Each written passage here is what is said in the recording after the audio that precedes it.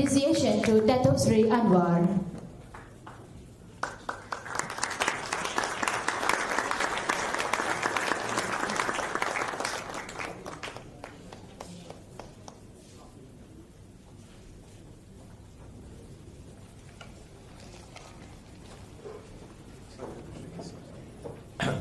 Assalamualaikum warahmatullahi wabarakatuh. Salam sejahtera kepada Yang Berhormat Profesor Dr. Ramasamy, pengurusi jawatan persidangan Tamil antarabangsa, rakan-rakan saya muliakan. It gives me a profound pleasure and honor to join you and grace this occasion. It's a very important international conference, World Tamil Protection Conference.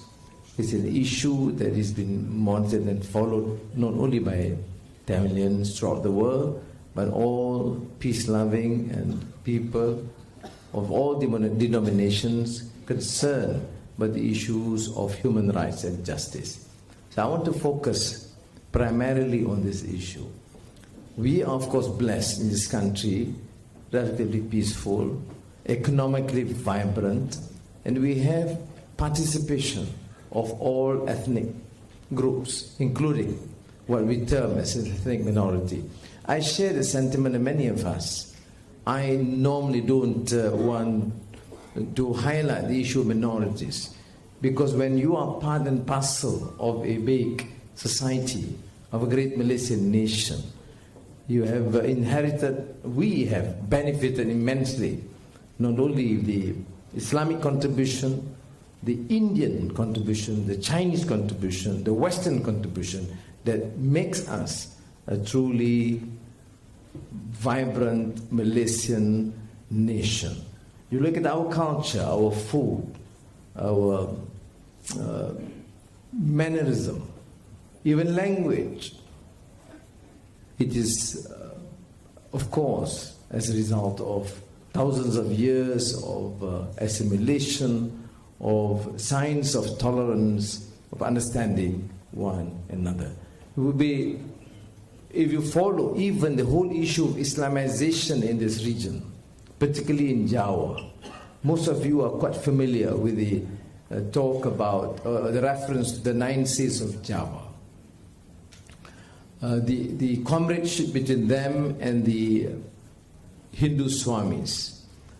I visited one very, very prominent legacy of a saint, of a Muslim saint. They refer to one of the 9 saints, Wali Songo.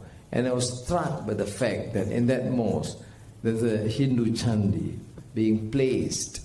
And it's not usual that you have a mosque with some remnants of not only Indian or Tamil, but Hindu structures.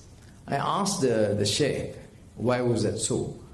He said the whole history of Indonesia, and particularly Java, there was that understanding that finally the Hindu priests say, fair people are free to embrace whatever religions, but please protect and honor this commitment and respect this legacy, because this to us is a very important part of our faith. Now, in the Malaysian context, you have the numerous influences. I mean, I come from Penang, like Rama, and of course it is the cultural mix is more pronounced as compared to, for example, areas which are Malay dominated or Chinese dominated. But we grew up to understand and appreciate and pick up bits and pieces of linguistic, cultural influences. Now, why do I need to stress this point? Is that for us to survive as a great nation, what is fundamental is what is guaranteed in the Constitution. Our forefathers had that vision. Whatever differences you may have, our Constitution provides that framework. Yes, in Malaysia, the Malays are in the majority. Yes, in Malaysia, the Muslims, in terms of numbers, are also the majority. But it's also pertinent to realize that in Malaysia, we have a clear recognition, accepting, honoring the right of every single individual without any regard for race, creed, color, or religious belief. And that is very fundamental in our cause. And this struggle has continued. We have been successful in the past, but we have seen signs of growing racism coming in. Of course, we are very fortunate. We don't have Rajapaksa in the experience of Sri Lanka, all right? I'm not therefore suggesting that ours have this sort of issue of very authoritarian leadership that decide to shoot or kill people. But there's a disturbing sign. There is a major cause of consternation among many of our concerned citizens. The race equation is now resurfacing. People are talking about the survival of the Malays. Not only the survival of the Malays, the need to reinforce that belief, to place that the future of Malaysia is only through Malay dominance. Now, this harping of racist undertones or message is to me against the spirit of the Constitution. But more so, it is a transgression, it's a denial of the true spirit of the great Malaysian nation. Now, I don't mince words. Many of you know me. I'm Malay.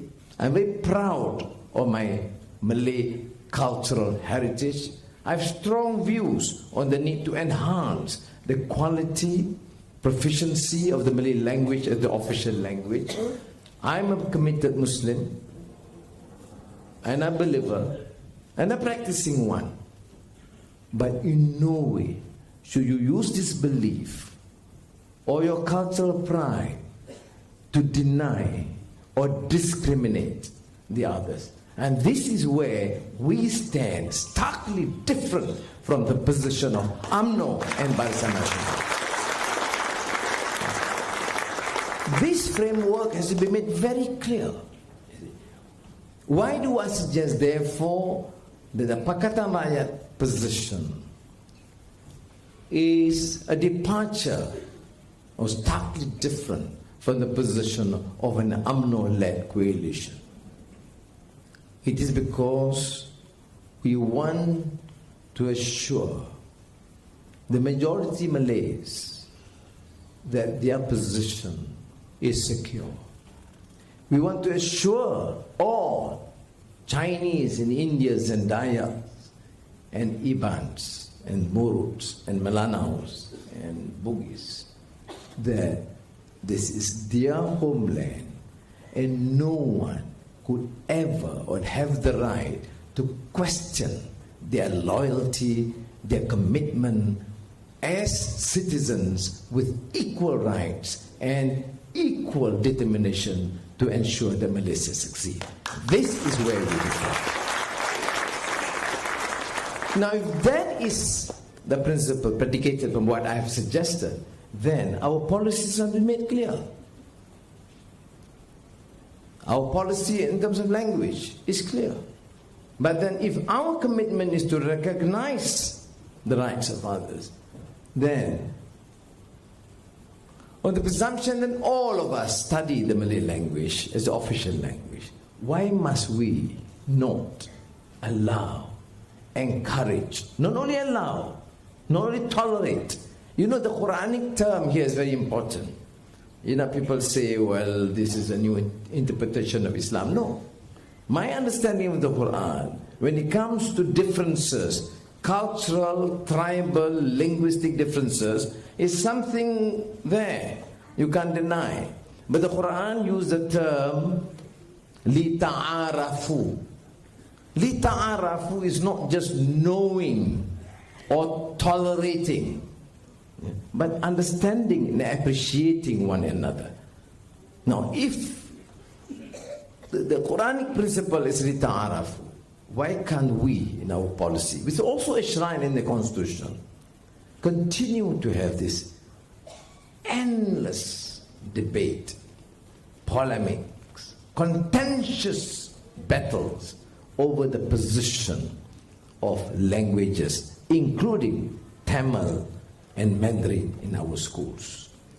So our position in Pakatan Maya is, when Malay is the official language, and it must be learned, and the level of proficiency must be further enhanced, but the quality, proficiency of the Tamil language has to be guaranteed, and parents have every right to decide for their children to enter the schools, and once they decide, it's the duty, it's incumbent on the part of the government to provide all support necessary to make sure that they get the best education. The problem with this government, UMNO-led government, is this is not made clear. It's always a zero-sum game. If you talk about Tamil school, they say, no, these people have no respect for the nation. With Tamil school, therefore, it's got to be discriminated, it's got to be considered a second-tier school. And precisely because of this policy, no Minister of Education can alter substantially the course and the policy unless the government, the clear policy of the government to part from an obsolete manner. I can understand, I'm not here to question the decision of many of our leaders in the 50s or 60s. It's a period of uncertainty, a period of insecurity. Most parts, people don't actually give in. But now, we must realize, at least after 54 years of independence, you say you're not sure, these Indians, as I found in Parliament when Surendran brought some ethnic Indians born in 1943, living in Ulu-Selangor, and came to see me, among others, as leader of the opposition, and showing a card, read IC, born 1943 in Ulu-Selangor, but not given IC, a blue IC. So I have difficulty in understanding this. Of course, the UMNO media will attack me, and they have incessant propaganda attacking me, saying that, you see, Anwar, because of his obsession, wanting to become a prime minister, he's prepared to sell his race by offering citizenship to Indians. Well, this is a blatant lie. I don't offer citizenship. It is the right of that Indian that I must protect. I don't have a moral right to claim to be leader if I don't understand the basic principle of what is just, what is right, that must be given an honor to every single citizen in this country. Yeah. And that, my dear friend Najib, is where you are wrong. Yeah. You think by giving 2 or 3 prior to elections, you are giving them that privilege. Mind you, this is not their privilege. You are giving them their right. A leader cannot deny rights of their own people. Well, this is of course compounded by the fact that hundreds and thousands of others are given citizenship, although they do not necessarily qualify. So this is clearly one example why. I attended, when our colleagues organized some Pungal celebrations, coming on the next month, I suppose. I'll be in trouble again. But I enjoy myself. I sing MGR songs. And I dance wherever I can. I don't care. I do not care. You know why? Because if I want to serve the community, then I have to show my appreciation to the various cultures and language of my people. And that's important. My people can be Malays or Indians or Dayaks. You see? And this is, I think, what must stem from our own belief. Now, the fact that I attended, they call me Mr. Anwar is a bit pro-Hindu these days. Don't be surprised, because tomorrow I'll be in Tuaran. And Tuaran, pro-Hindu and Tamil especially these days. Especially because I used to mimic MGR quite well. But in Tuaran will be a major Christian Kadazan Dusun gathering because it's also a Christmas celebrations. And you wouldn't be surprised that today I'm pro-Tamil, tomorrow I'll be pro-Christian. But this shows what? This just shows how despicable, how pathetic politics can become. But I always say, and consistently, how I survive under all these trials and tribulations is because I do believe and trust in the wisdom of our people. And I believe the ethnic Indians, Tamilians in this country, after seeing for themselves, cannot be easily duped into supporting what I would consider an unjust, corrupt regime. Malaysia cannot be compared to even Sri Lanka or Bangladesh or many other countries. We produce oil and gas. Revenue exceed 80 billion ringgit without doing anything. Right. And we are blessed many other resources. We deserve better. We means not the children of ex-prime ministers and ministers. We means the people. And the people means the Malays, the Chinese, the Indians. Okay. So that is my position. Now from international forum, okay, we meet. We have a lot of gatherings involving the Malays talk internationally. The Chinese have their own conferences. Okay. So it is something that we can continue to promote and support. I wouldn't be surprised if you find some Prakasa or UMNO media who suggest that questioning the loyalty of some Tamilians here because you're more concerned about Tamil Nadu and Sri Lanka, Tamil Ilam, than about Malaysia. But these are, I think, a minority view expressed out of either ignorance or narrow political judgment. When I listen, or probably read, and Professor Rama was aware that we did discuss this issue of the genocide, the killings, and the plight of the Tamil minorities in Sri Lanka.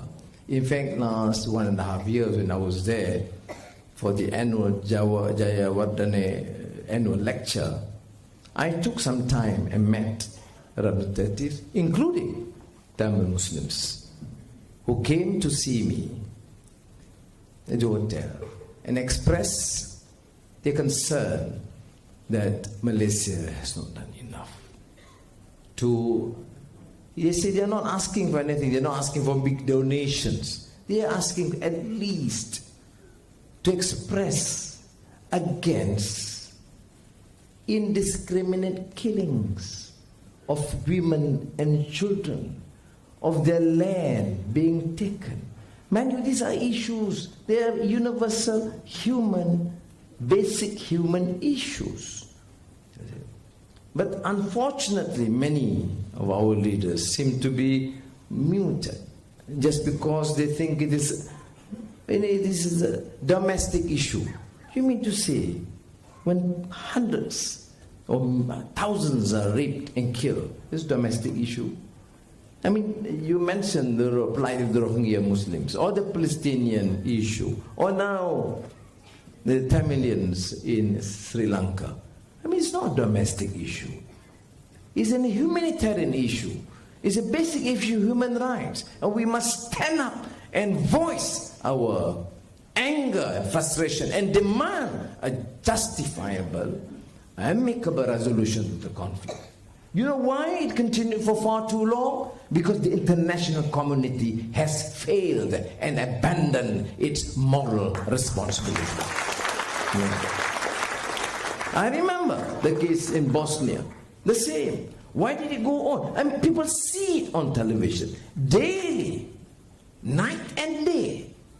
Countries, areas, houses burned, women raped, children slaughtered, and these atrocities. And it does not concern us. We have lost that humanity. So when I come here and attend and say that the Pakatan Rakyat, and inshallah the Pakatan Rakyat government, will take up the issue of plunder, of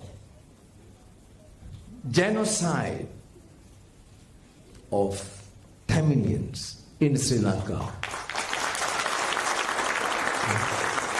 I am not saying just because that I think that by saying it we can garner more support. No, I'm talking about a consistent, coherent position on the issue of human rights, be it in Malaysia or Sri Lanka or India or Palestine or any part of the world, be it Muslims or Hindus or Buddhists or Christians. Because if you start playing the race card, the fanatical religious card, then you would condone atrocities and killings. That is why I believe that our foreign policy under Pakatan Rakyat government on the issues of human rights abuse would be far more pronounced and stronger. I'm not saying it because only when we do form government. As I said during the lecture that I gave in Sri Lanka, in Colombo, I took time off and did meet many of these refugees who complained vociferously. Even when under the present Sri Lanka government trying to provide back their land. But some of the policies are totally absurd. After 3 decades or 4 decades now being removed from their homeland, then the decision is only parents can come back, or land will be given only to the original owners, and forgetting the fact that they have now grown-up children and grandchildren. That just shows how governments and leadership who have that propensity to perpetrate violence have no understanding of what the notion of human rights and justice is about. And I think it's our duty, therefore, to educate the larger segment of Malaysians and not to be seen as purely Tamil issue in Sri Lanka. It's important for us to realize and encourage the rest, our Malays and Chinese, even Sabah, Sarawak friends, to understand that what you are expressing today is a very strong issue that must be taken up by all peace-loving people and people who believe in the principle of human rights and justice. And the other related issues on the relating to the issue of recognition, I think of course have to be discussed by the Pakatan Rakyat leadership. But I can only suggest on the issue of basic human rights, on the issue of genocide, in the issue of getting the perpetrator of the crime to be held responsible.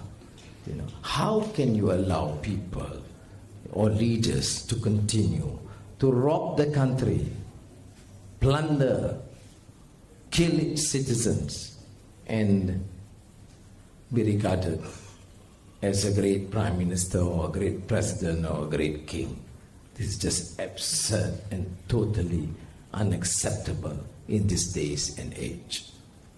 So may I again reiterate my profound gratitude and thanks to you, thanks to the committee, and wish you well and pray for our joint success, because I think we need leaders with conviction, with a strong moral fiber to continue this crusade for peace, freedom, justice, and human rights. Thank you. Nandri. Vanakkam.